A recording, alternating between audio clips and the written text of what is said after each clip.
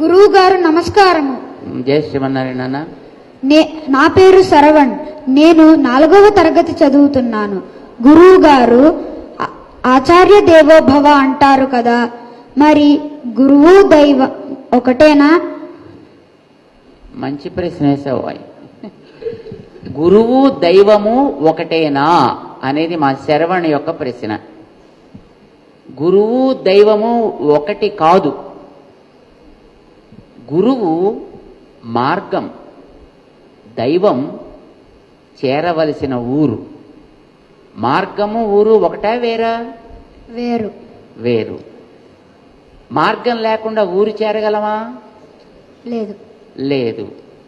ఉత్త మార్గంలో పెడితే ప్రయోజనం ఉందా? లేదు. లేదు. అంచేత ఊరు అనేది మనకి గోల్ కావాలి, అక్కడికి తీసుకెళ్లే మార్గం మనకి మంచిది కావాలి.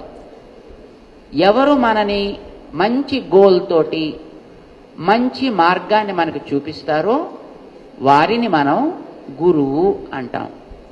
అయితే దేవుడి మార్గం చూపిస్తున్నారు కనుక గురువు కూడా దైవం అంత గొప్పవాళ్ళు. అందుకే మనం ఆచార్య దేవో భవ అని అంటాం. ధన్యవాదాలు గురువు గారు. జయ శ్రీమన్నారాయణ.